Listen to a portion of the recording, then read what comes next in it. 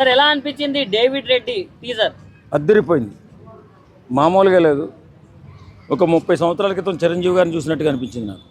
చాలా బాగుంది వాస్తవంగా.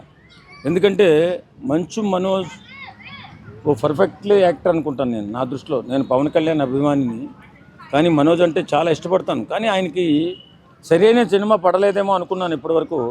డేవిడ్ రెడ్డి మాత్రం పగిలిపోద్దేమో అనిపిస్తుంది. నిజంగా స్వతంత్ర పోరాటంలో ఎందరో మహానుభావులు ప్రాణత్యాగాలు చేశారు. చాలా చరిత్రలు ఉన్నాయి. ఇది కూడా స్వతంత్ర పోరాటం తాలూకు ఒక చరిత్రలా కనపడుతుంది ఈ డేవిడ్ రెడ్డి. నిజంగా చారిత్రాత్మక సినిమాలు, హిస్టారికల్ సినిమాలు రావాలా, వస్తేనే మన తెలుగు సినిమా ఇండస్ట్రీకి ఇంత గొప్ప పేరు వచ్చింది, ఇంకా ఎక్కువ పేరు వస్తుంది. వాస్తవంగా మంచు మనోజుకి తగ్గట్టు మంచి వేషం పడలేదని చెప్పి, మంచి సినిమా పడలేదని చెప్పి బాధపడుతుంటాం మేము. ఎందుకంటే ఆయన మంచి చక్కటి పెర్ఫార్మరు, ఓ మంచి యాక్టరు, మంచి దృఢత్వమైన శరీరము. అంటే ఆయన కటౌట్కి తగ్గట్టు పడిందంటారా ఈ సినిమా? ఖచ్చితంగా 100%. చూస్తుంటేనే నాకు అనిపించింది, మేము కూడా సినిమా వాళ్ళం కాబట్టి మాకు సినిమా ఏ ఫ్లేవర్ ఉంటుంది, ఏ రకంగా ఉంటే హిట్ అవుతుందని కొన్ని మాకు తెలుస్తూ ఉంటాయి. కానీ ఈ డేవిడ్ రెడ్డి అనే సినిమా ఒక అద్భుతమైన విజయాన్ని సాధించడమే కాదు, తెలుగు సినిమా ఇండస్ట్రీలో ఒక మంచి సినిమాగా, ఓ మంచి యాక్టర్గా కూడా మనోజ్ ప్రూవ్ చేసుకునే సినిమాలో కనపడుతుంది డేవిడ్ రెడ్డి. అంటే టీజర్ వచ్చినప్పటి నుంచి అందరూ ఆ బండి గురించే మాట్లాడుతున్నారు సార్. ఎందుకంటే 700 kgs అంట బైక్. అవును, దాని గురించి ఏం చెప్తారు? నిజంగా అప్పట్లో ఉండేవి కదా బుల్లెట్స్. అవి అప్పట్లో భారతదేశానికి స్వతంత్రం వచ్చేటటువంటి కాలంలో అప్పుడున్నటువంటి బుల్లెట్స్, అప్పుడు పెద్ద పెద్ద ఆఫీసర్స్ వాడినటువంటి బుల్లెట్స్. అవి మాకు పెద్దగా పరిచయం లేకపోయినా అప్పుడు బుల్లెట్స్ గురించి మాకు బాగా తెలుసు. ఇక బుల్లెట్ అంటే ఒక రాజసం.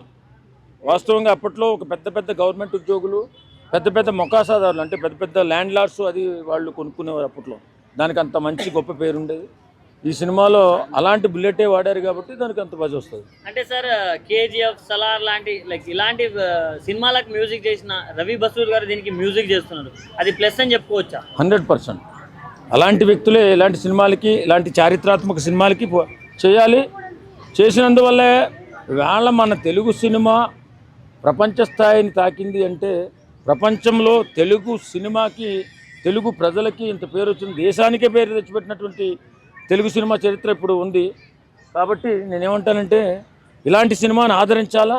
ఖచ్చితంగా మంచు మనోజ్ కూడా మన జూనియర్ ఎన్టీఆర్ లాగా, మన బన్నీ లాగా, అలాగే మన రామ్ చరణ్ గారి లాగా, ఒక అద్భుతమైన మన ప్రభాస్ గారిలాగా వెళ్ళవలసిన స్టారు మా దృష్టిలో. అంటే చాలా మంది బ్రిటిషర్స్ ఇవన్నీ చూసి తెల్లపిల్లని వేసుకొని పోతున్నాడు కదా బండి మీద, ఇవన్నీ చూసి అరే త్రిపురల ఛాయలు కనిపిస్తున్నాయి అంటున్నారు. దాని గురించి ప్రతి ఒక్కరు ఈ మధ్యకాలంలో ఏమైపోయిందంటే కాపీ కొట్టారేమంటారు. కాపీలు కొట్టరు, ఇక్కడ చరిత్ర సృష్టిస్తారు తెలుగు డైరెక్టర్లు. అది గుర్తుపెట్టుకోవాలి ఫస్ట్. ప్రతి ఒక్కరు కూడా గుర్తుపెట్టుకోవాల్సింది ఏంటంటే ఇవాళ తెలుగు సినిమా డైరెక్టర్లు చరిత్ర సృష్టించి ప్రపంచ స్థాయిని గెలుచుకున్నటువంటి, ప్రపంచ ఆడియన్స్ని గెలుచుకున్నటువంటి వ్యక్తులుగా నిలిచిపోయారు. ఇవాళ తెలుగు సినిమా అంటే, ఇండియన్ సినిమా అంటే అద్భుతమైన కథ, కథనం, చారిత్రాత్మక సినిమాలు, హిస్టారికల్ సినిమాలు తీయటంలో ఓ దిట్ట, ఓ అద్భుతంగా ముందుకు వెళుతూ ఇవాళ మన బాలీవుడ్ సినిమాలు కూడా మన సినిమా వస్తుందంటే